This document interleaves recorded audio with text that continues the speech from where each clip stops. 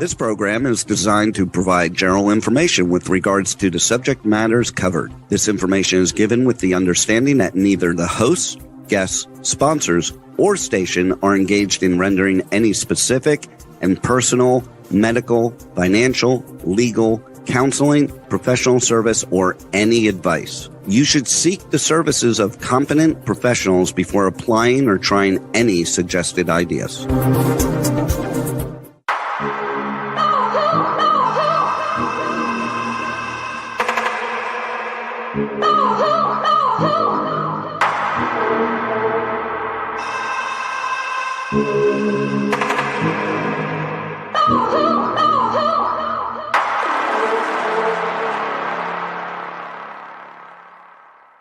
Good morning, truth seekers and true crime junkies. Welcome back to another episode of Hit the Road, Jack, Finding the Zodiac.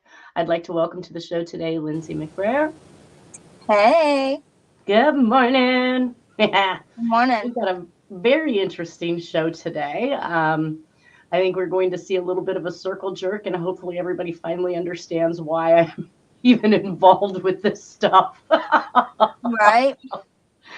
I wanted to start first with the presentation. I was, of course, awoke, let's just say that, by the introduction of Christina Clow, who is the individual working with David Berkowitz. I did take a look at his military records within the last couple weeks because she was interested in a signature and that said Rosemary's Baby, which I guess he was touted for being a fan of Rosemary's Baby, but that wasn't known until after he was caught in 1977.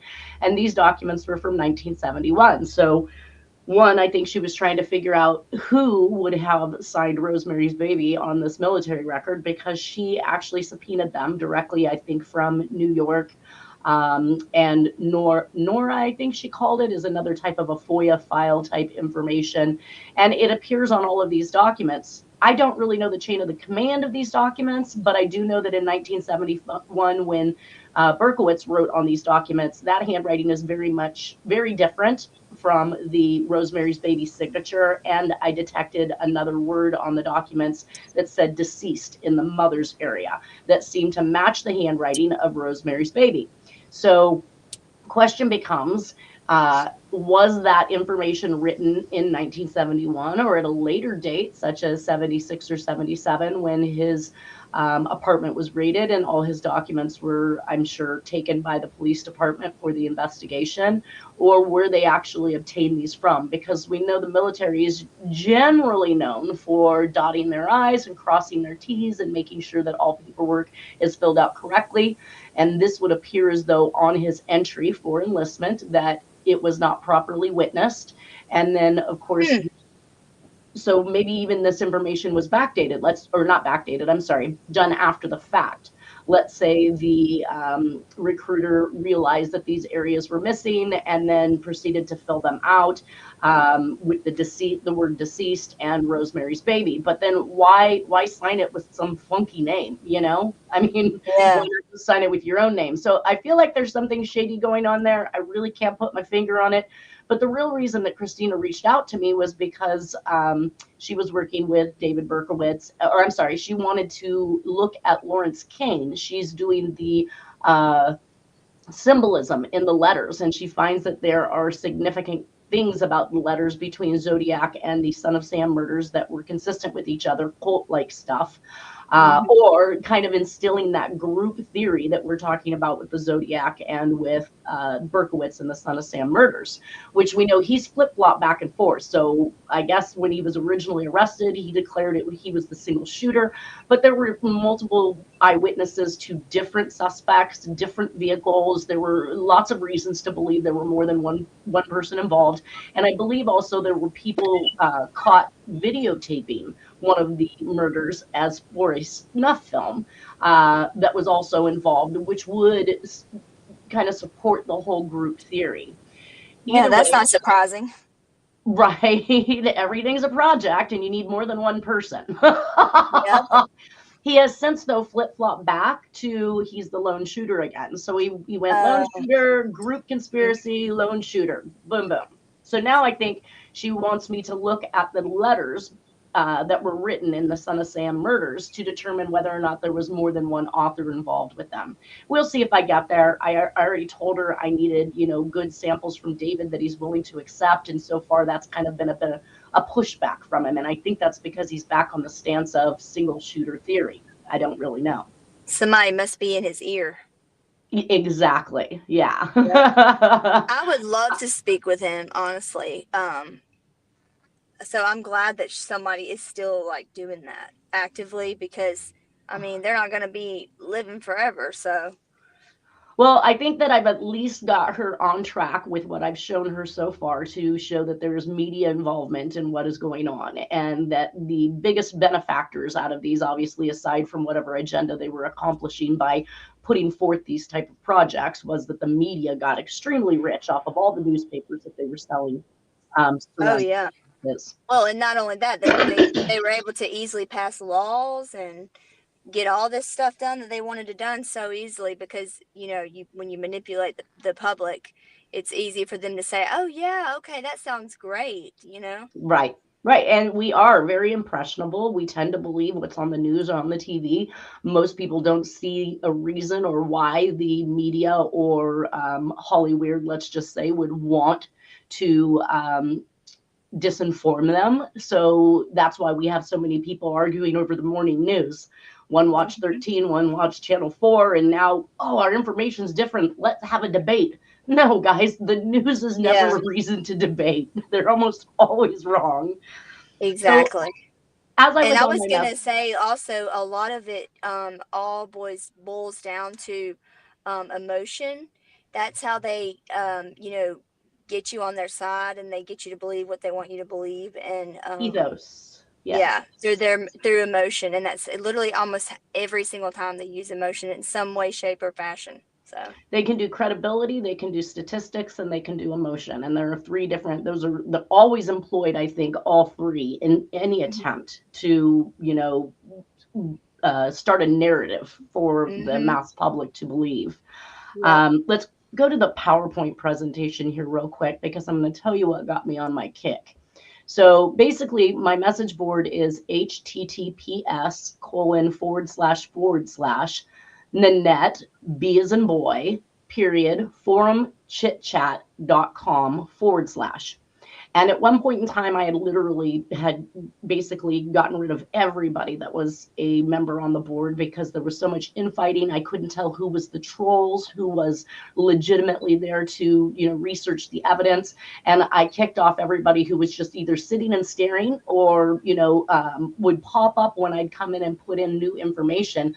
I saw the numbers immediately jump from myself being the only person on the board to the area of 127 people at one point in time. That literally, the second that I would drop information on that message board, all of these people would pop up to see what I've got.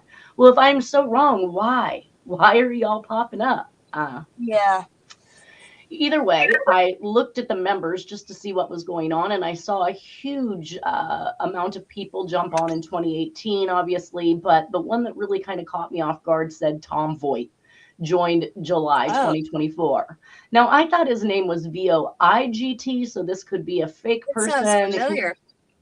Right? It could be somebody who, Tom Voigt runs the Zodiac Killer website. You know who he is, that's right? what it is. Okay, yeah. Yeah. And he was one of Dennis's adversaries when I first came into contact with Dennis in these cases. He's lied and said things about me personally. I think that at one point in time, he had put up a picture on his message board that showed some girl in the background with Dennis, and he accused them of doing drugs, and he said that the girl was me. Quite frankly, I've never taken a picture with Dennis. I know.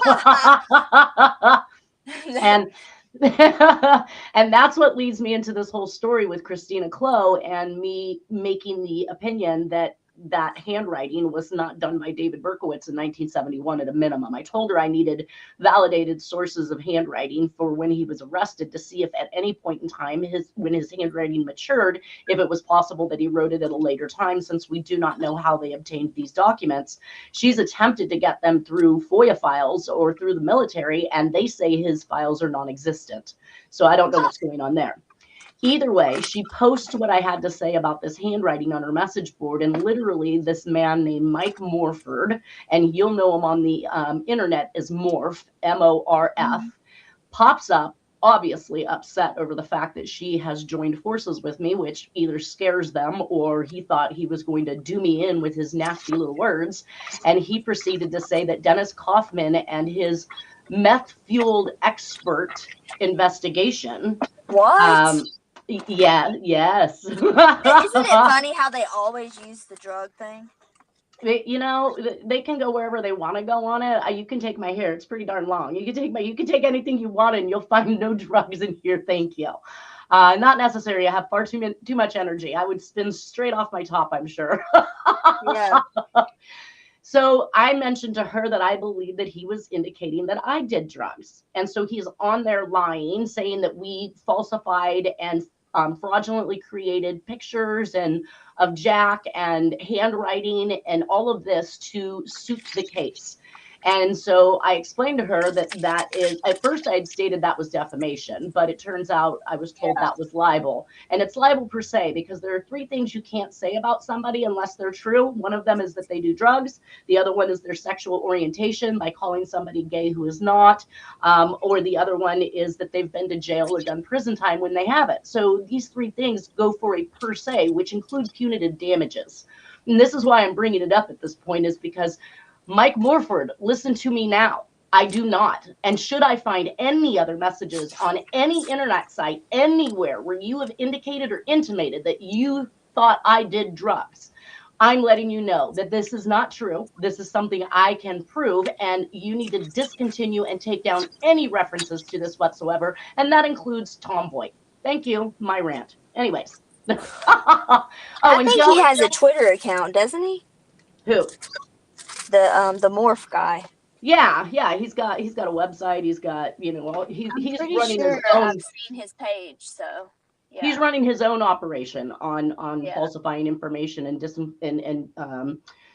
disinformation. So either way, it is Martin Luther King week, and since we are on talking about projects, especially for the last couple weeks, I would like to have permission to read what you wrote me, Lindsay. Yes, please.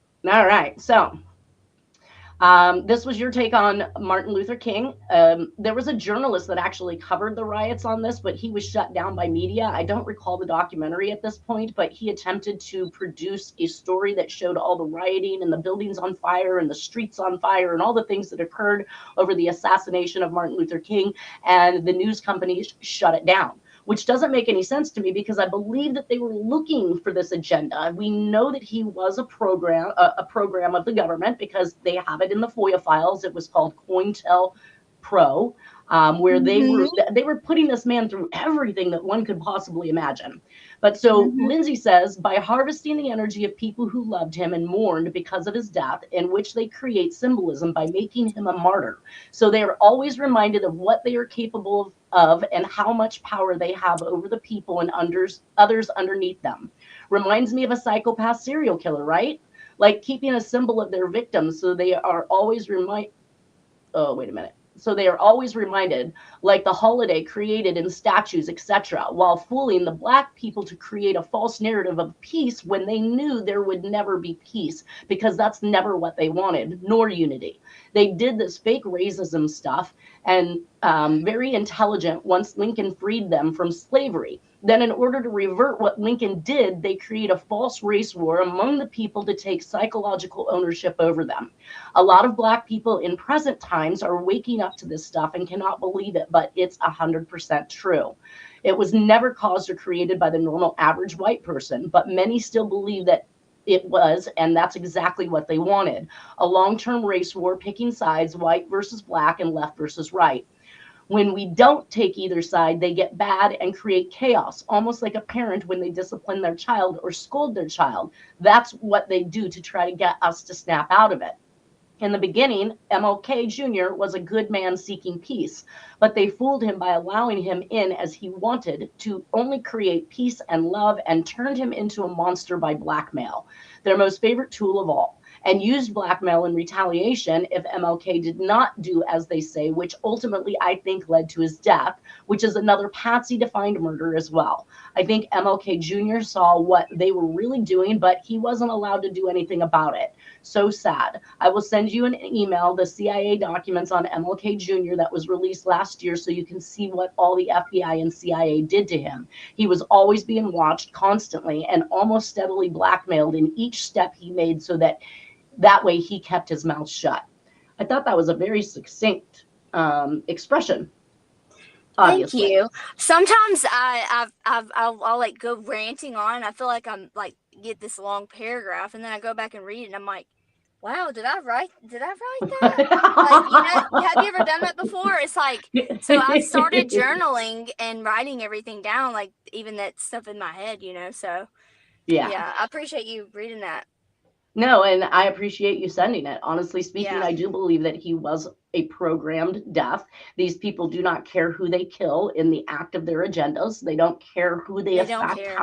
They don't care. I mean, just to see the Project Mockingbird and the, Anti-Defamation League and all of these other things, I think that can be attributed to the type of murders that we're seeing, especially as they go unsolved. Mm-hmm. Absolutely mind-blowing. And well, I also heard that there were things that MLK was not a decent person, so it's really kind of I'm really being led to believe everybody I thought we should appreciate is literally not something we should appreciate anymore. It's like totally the opposite. It's like your history book in school. It's like total opposite what they tell you. Right. So we are getting back into Kane now. So Christina Clow brought me back Lawrence Kane as a fake suspect. Of course, I do not believe that she still thinks anymore. Maybe she thinks he's part of the group or program, but I know she doesn't think that he is the Zodiac based on several things. But one of the things I wanted to point out is that last week we were looking at his handwriting, and all of the handwriting said Kane with a K. And then here, this handwriting, which was a produced sample that he obviously had to give, he writes Kane with a C. So it is the first time that we see C-A-N-E for Kane. Well, I'll tell you about why they do that, because that's just caused more confusion and, 100%. Yeah, all of these multiple names, just like this Marvin Margolis that came out. But I understand why he changed his name. If he was the last person dating Black Dahlia and the media wouldn't leave him alone, I'd certainly change my name too. Well, there's but when you're doing it multiple times and there's so much differentiality of like every single aspect of your handwriting and your name, then that's indicator, it's an indicator. And John Walsh is one of them. You've lost your ID. Oh, really? Yeah. Oh, yeah. If you look in the ancestry files and like the government, like public files on him and his name and different variations of it, he doesn't like to tell anyone who his middle name is for some odd reason, and his daughter can verify that for anyone. And it's very hard to find his name written in any document with an E, much less his whole entire middle name, Edward. So, and he's also a junior, which no one knows that. But if you look back, I didn't know that. Yeah, but he doesn't he doesn't tell people that. He doesn't tell people about his middle name, and so then you have all these different variations of it everywhere, and him using it here on this document, not on this one, and then well, if he's not using middle names and juniors, then it may be to kind of abscond with his dad's credit rating or information, if you get what I mean. So if he wasn't on the up and up, but dad was, I know that my marriage to my children's father, he was a junior. He was the second, actually, and because 3 items matched up with his information and his dad's information, including the name, it meant that his dad's credit was reporting on his credit report. It showed he was married to his mother and that he had 3 children. So I can see people using that as a way to boost themselves when they don't have anything, but it's not normal for people to be running around with a lack of identity. And I think also he did it because he wanted to hide his past and like might have been his family, which Right. makes sense because then when I actually find the family background, it's like, oh, okay, well, this is why he didn't want anybody to see. All right, Because, so let's move on. yeah. Let's move on from John because I have a lot to get through right now, and I want to focus because we've been trying to get through Kane and Margolis for a while Perfect. now. I know. To finish off on Kane, it basically, I grabbed some things from the internet, and I want to say this was like zodiacciphers.com or something. It says the prelude to these events, Larry Kane, spelled with a K, suffered a brain injury to his left frontal lobe in 1962 after a serious car crash in San Mateo, California. Doctors diagnosed that he had developed an inability to control his urges for self-gratification and was subsequently arrested several times as a peeping Tom. In the preceding months to the first confirmed Zodiac attack on Betty Lou Jensen and David Faraday on December 20th of 1968 in an isolated turnout alongside Lake Herman Road. 3 years after his brain injury in 1965, his prognosis in terms of rehabilitation was extremely poor, and Lawrence Kane was left with facial paralysis on one side of his face. We did not see any facial paralysis in the composite. So again, it's just another reason to check that box off. He would have had a rudimentary knowledge of coding after his brief time in the United States Naval Reserves. What's that? No? Okay. So along with the Modesto abduction of... No, I couldn't. Oh, I said there's the Navy again. The Navy just keeps coming up too. It's the Navy and well, the Air but Force. that's because in this case he was in the Navy. So, but he would have had rudimentary, like they said, he wasn't part of, I guess, ham radio or working the ham radio. So he had some limited knowledge. So, and that was a brief time, it says, in the United States Naval Reserves in 1943. So along with the Modesto abduction of Kathleen Johns and the Donna Lass disappearance at South Lake Tahoe, did Larry Kane have the means and opportunity to commit the 5 murders at 4 locations attributed to the Zodiac killer? Question mark. There are a lot more circumstantial elements suggested by people that have elevated Larry Kane into the list of widely touted Zodiac suspects, but in truth, the list is filled with many suspects that don't warrant much consideration as the murderer of 5 in the Bay Area. Lawrence Kane is almost certainly not the Zodiac killer. Then it goes on to say Harvey Hines went on to elaborate about his search for Donna Lass, in particular the Pines card mailed on March 22nd of 1971. After studying the card, I drove to Norden, located on Old Highway 40 north of Lake Tahoe, and found the Sierra Club. I learned the club was not called the Sierra Club. It was named the Claire Tappan Lodge, and it was a private club for Sierra Club members only. I believed if I followed the directions on the postcard, I would find Donna Lass's grave. I believe she was buried near the Sierra Club and most likely on Donner Ski Ranch. I would later have the pictures of the Sierra Club developed. Then, using a copy of the Zodiac's card, I cut out the phrases he had pasted on his card. Using these phrases, I overpasted them on the copy of the Sierra Club picture. It was striking similar to the original card. So now we have a point out, right, to more elite people, because Sierra Club members only could attend this lodge. That reminds me of like Bohemian Grove and Coconut Grove in Florida. Yeah. So he's pointing his fingers at these people for a reason. Now, this gets me to the response. So when Christina Clow reached out to me and wanted to have Sandy Betts' information, I asked Sandy Betts, I emailed her and asked if I could extend her email address to Christina, and I got a response back from Sandy Betts. And you guys, this is where everything kind of took a full circle jerk on me this last week, because when I realized what I was sitting on, I was absolutely blown away. So it says from Sandy, she says, "Hi, Nanette, I'm okay, but I got another death threat from my suspect on December 1st, 2025. That would make the man like 90 years old if he was the Zodiac. So I'm really like thinking that she's just being messed with. People like to mess with people. I don't know why they do this.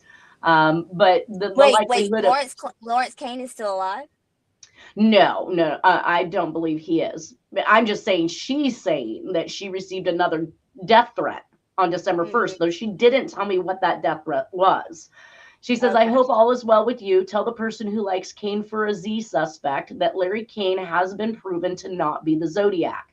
Detective Tom Bruton from SFPD went to meet Kane. He got his DNA, prints, and handwriting. Nothing matched.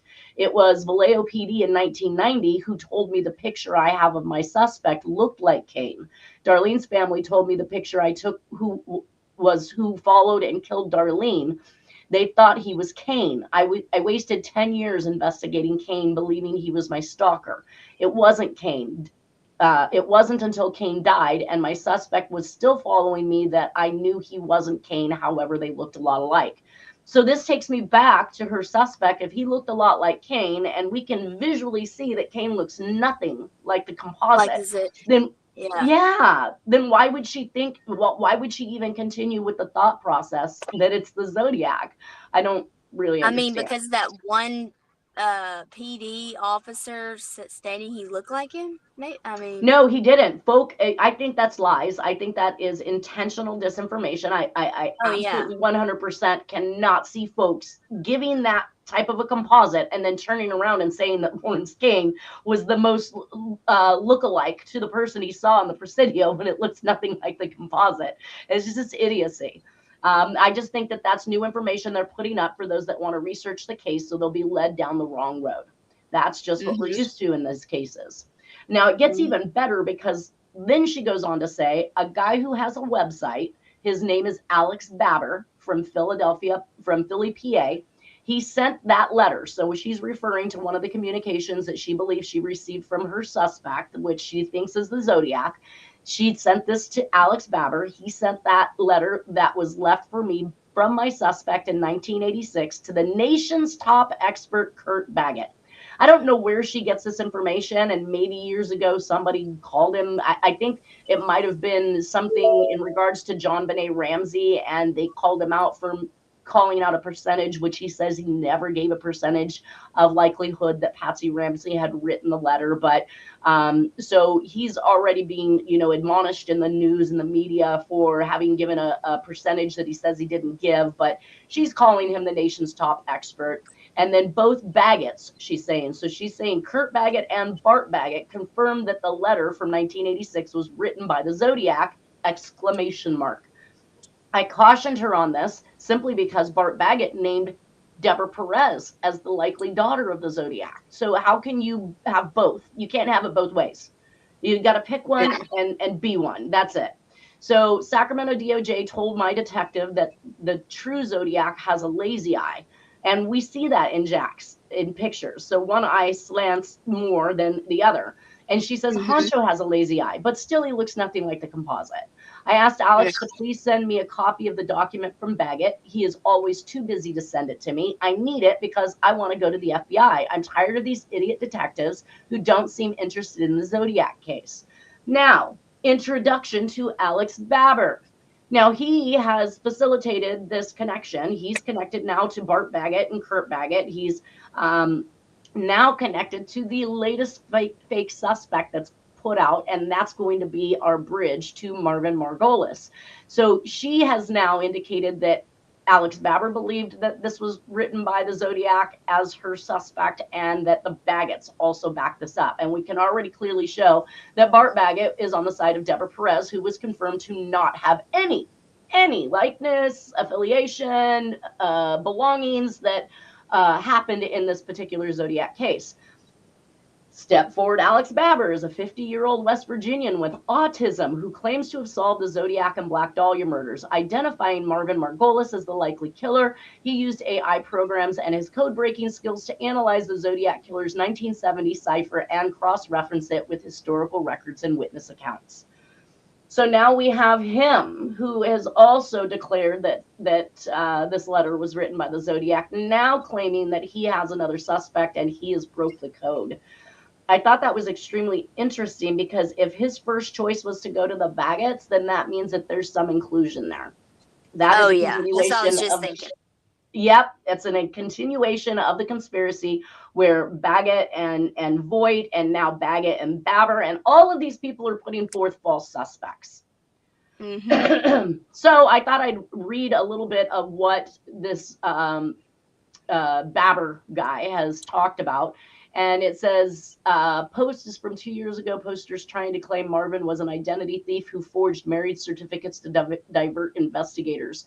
So this looks like it was posted, it says 12 days ago it was posted, but 2 years before this, I think maybe Baber has come out trying to convince people on message boards that Marvin Margolis was actually the Zodiac.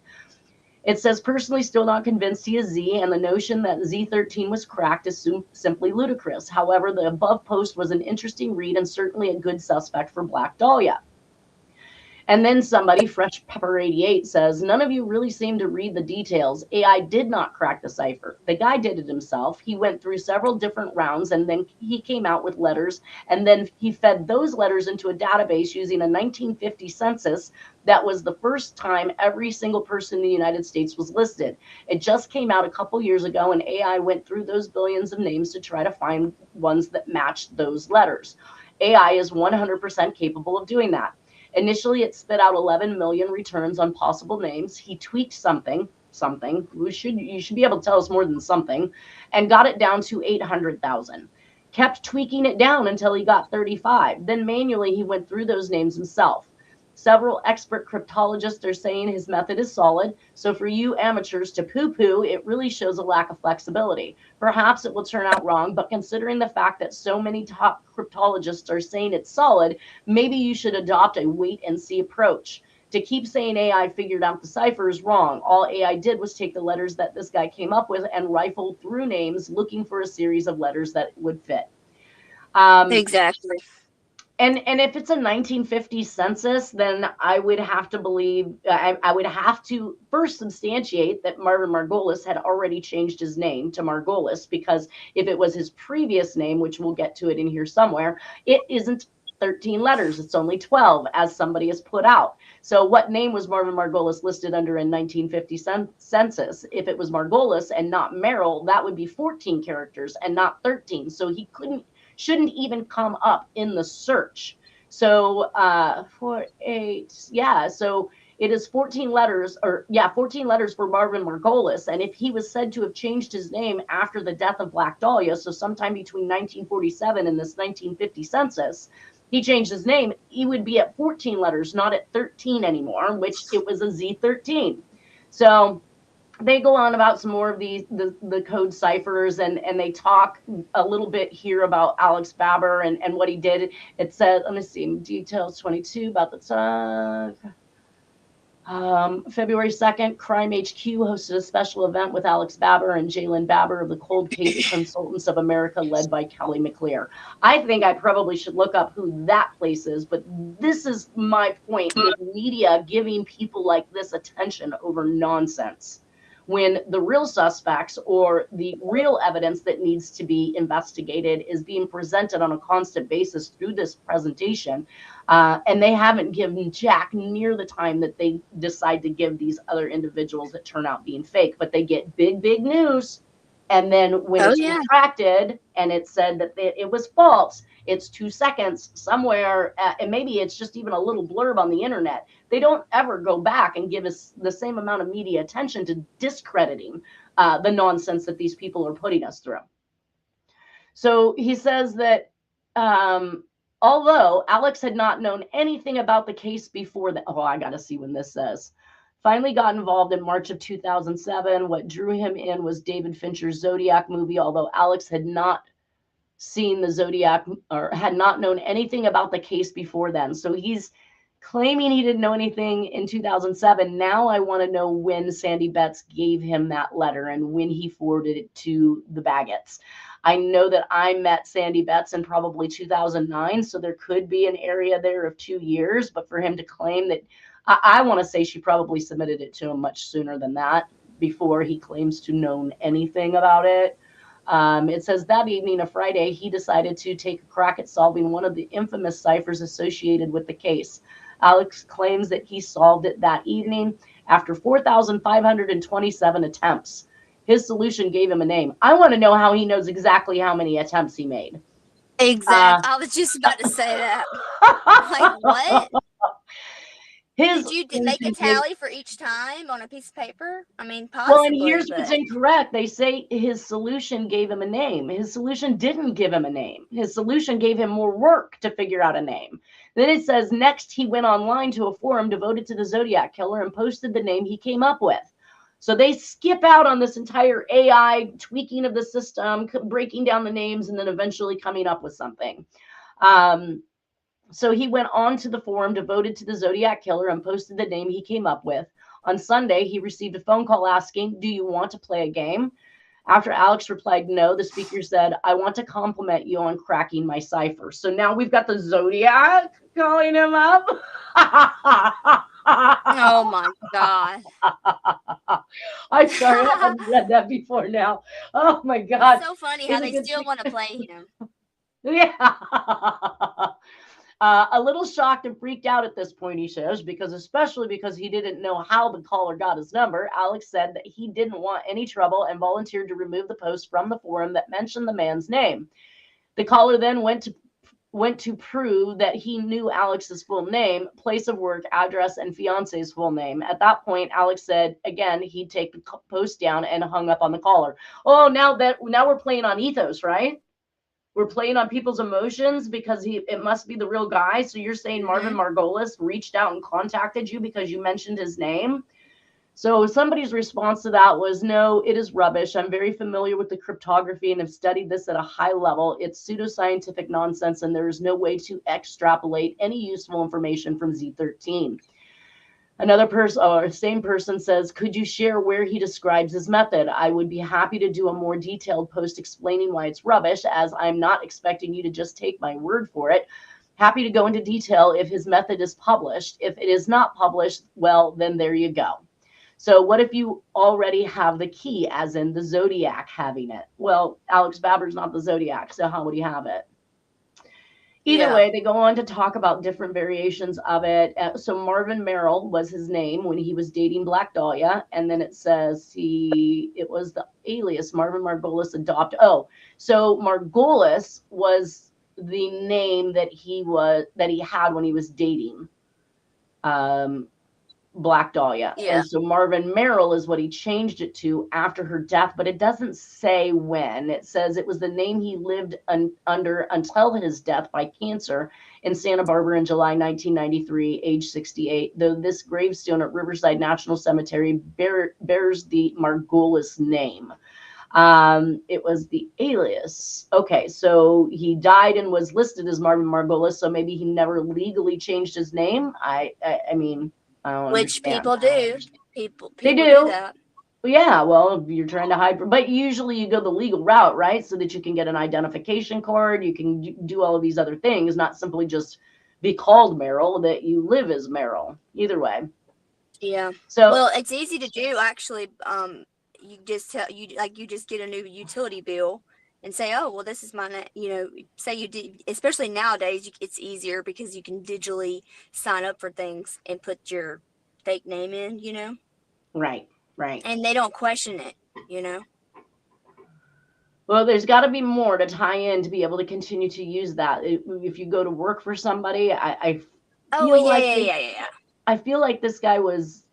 Maybe he wasn't the real estate agent. Maybe that was Kane. That was probably Kane. But it could possibly be back then. It was easier, also easier as far as other things, more variety of things too. Yeah, I would still think that there would have to be some type of legal name change in order to continue to live in existence under a name. Otherwise, people would find you. Let's just say I want to be called Merrill, but my last name is really Margolis.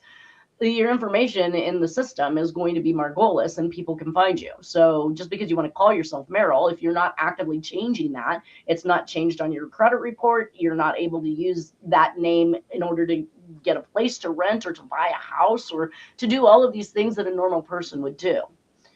I see what you're saying. Yeah. So again, it would be interesting if he had done a legal name change as to when that happened and what that's easy to find.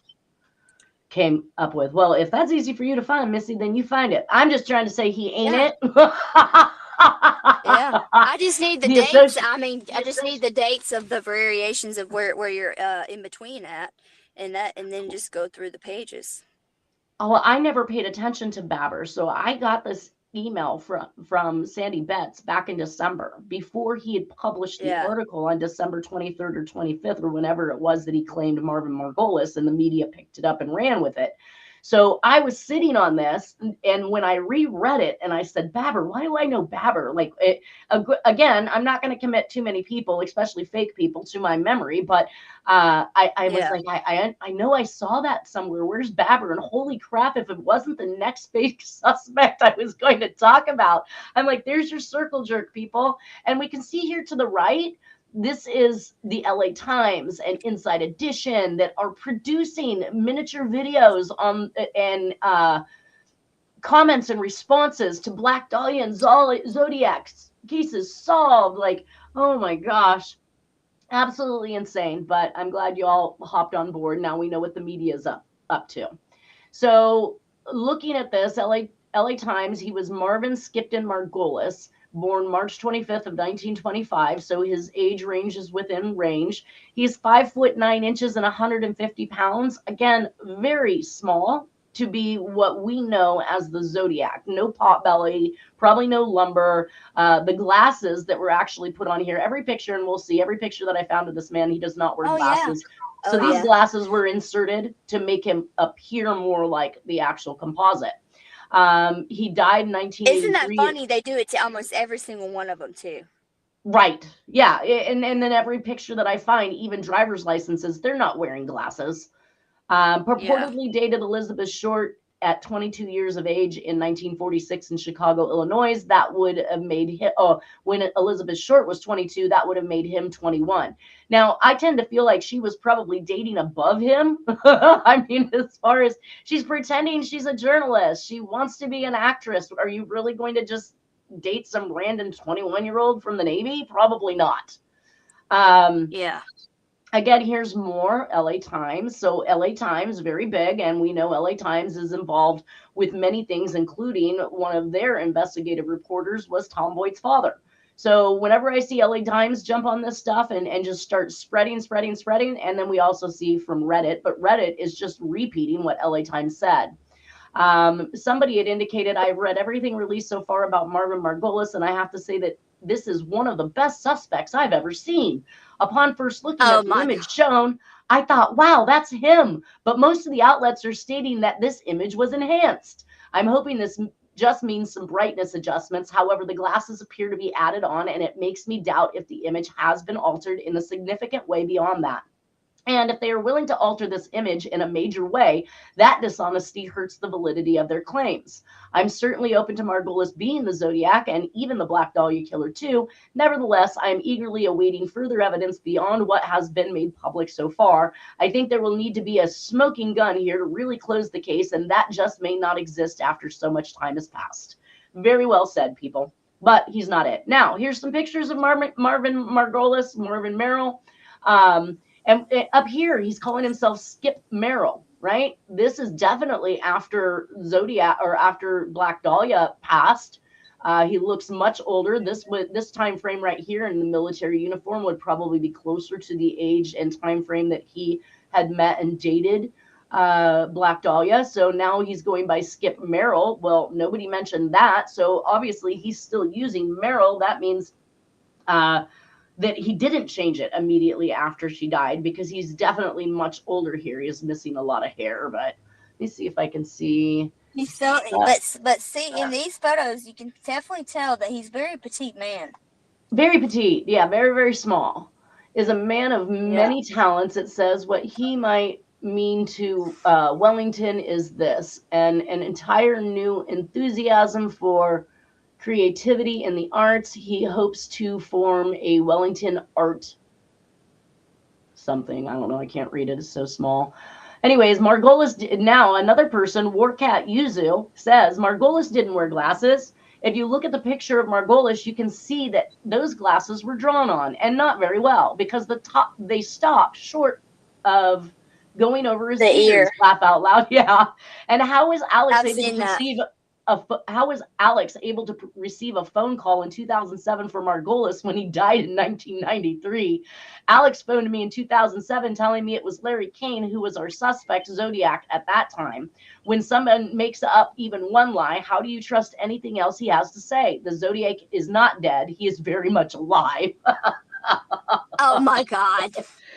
So now we've got two, or at least now we've got two other versions of Alex Babber saying somebody is the Zodiac, and that was completely untrue. So we can't trust a word that this man says.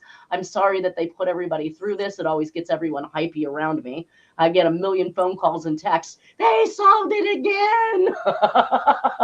Again.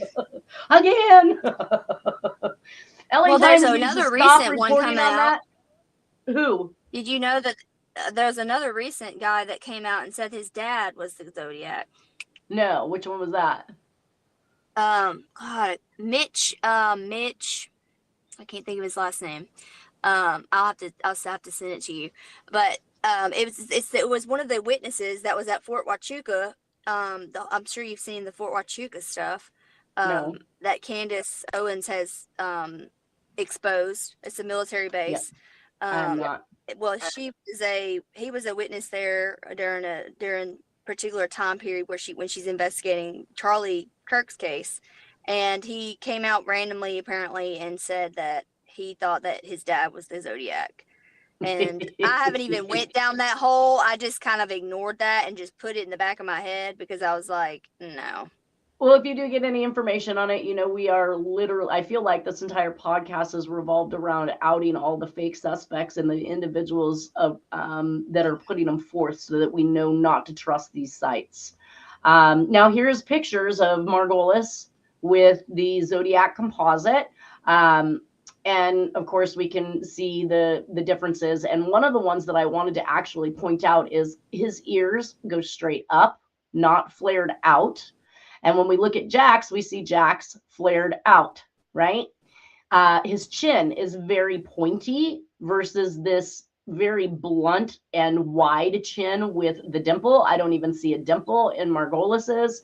However, we can see the very wide chin of Jack, and we can see the dimple that he has in his chin. So many of these things were taken down properly by Officer Folk, and he was capable of maintaining an image in his mind of what he saw, and he pretty much nailed every aspect as it compares to Jack.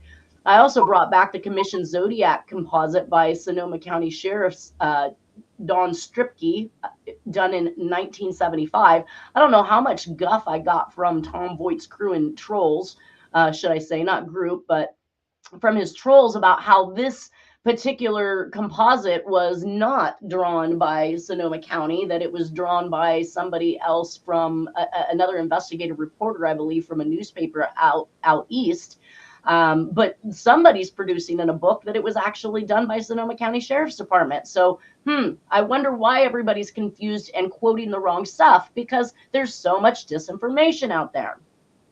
Now, I did take a look at some of Marvin's handwriting. It was very, very small, what I had to look at. One of the things I did note was this capital letter L that he uses in his handwriting, which is improper, obviously, in the middle of lowercase writing. But I did not note any capital letter L's in the middle of lowercase writing in the Zodiac letters. So right there, that is a significant, unexplainable difference. We would have seen him accidentally drop it somewhere along the lines if, in fact, he was the author, due to the amount and the enormity of the amount of writing that was done in these cases. One thing I saw that obviously everybody was very, very in tune to was the capital letter M made in 2 strokes. Now, you guys, you can make an M in 2 strokes, 3 strokes, 1 stroke. These are not unusual or highly significant values, but what we want to see then is the differences between the way it leans, the length of the legs, because we kept seeing these very long legs with this very shallow. If I was to put a crossbar about here, it's just above half that the midpoint of this M comes down, which is consistent both with the capital M's in Marvin and in Margolis. And we can see that variation, the way that it leans, the direction that the actual points point, all of these are differences. So while the construction is similar, everything else is different. Yeah. And I also wanted to bring forth his letter G. So I went back, just like I did with Lawrence Kane, and picked out some of the letters that I did not see occur in the communications. And when we look at this letter G up here in the right-hand corner from Marvin Margolis, you'd be hard-pressed to find that type of G in any of these actual writings. In fact, when the perpetrator or the suspect attempts to write their letter G's in what I would say that type of fashion, you can see how awkward and unusual it looks. It's nothing like what we see going on here. And even the shape of the bull is completely different.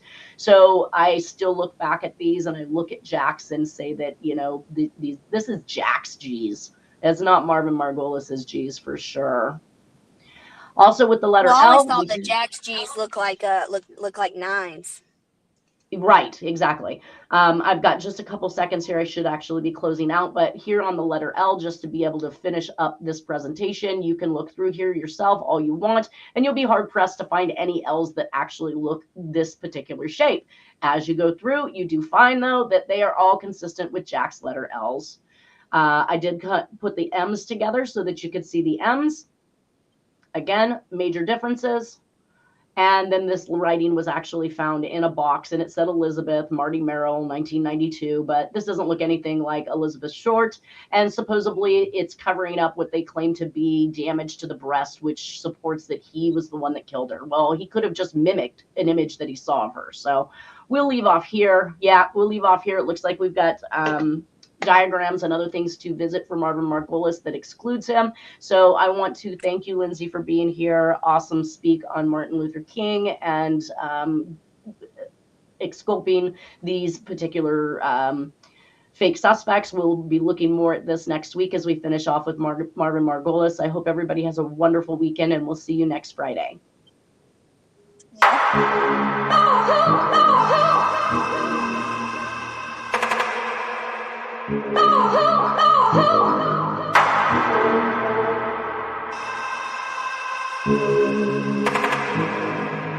Oh,